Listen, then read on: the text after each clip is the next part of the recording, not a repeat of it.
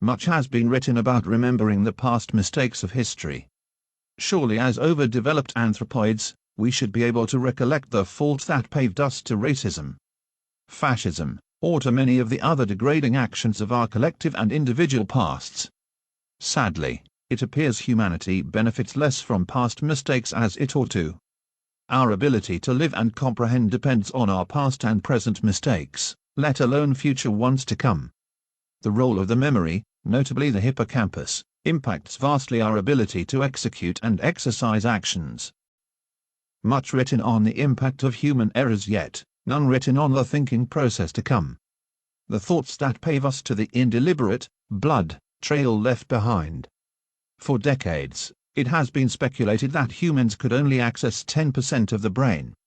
The myth, debunked by neuroscientist Barry Bearstein, had considerably deteriorated throughout the ages, regardless of its timelessness. A wealthy addition to disproving the myth had come from the study of the hippocampus and the anatomy of the brain. It was primarily for this reason that Henry Molaison had emerged to fame, due to the beneficial work on the study of his hippocampus, and namely today, short-term memory.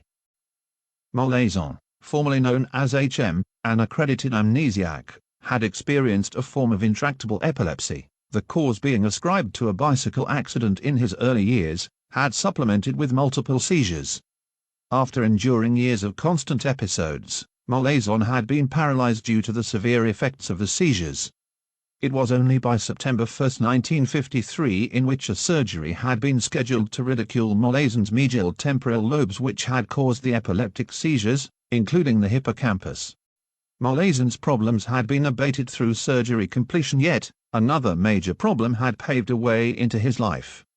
His loss of the hippocampus had resulted in a loss to exercise and commit problems to his indistinct memory. Forgetting what day it was, the meals he had ate, and names of family and friends. Henry had mistakenly been left partially impaired. Tragedy, right? No. Many would have thought he'd been in complete anguish and agony. Molaison was not. He did not feel a thing. Nothing. His ability to commit and exercise his past 5-minute actions to memory was the only thing considered a detriment to his health.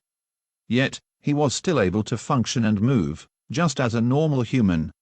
So, let this be a lesson to all of us to value our time, body and life, so that we may set ourselves free and not feel a thing.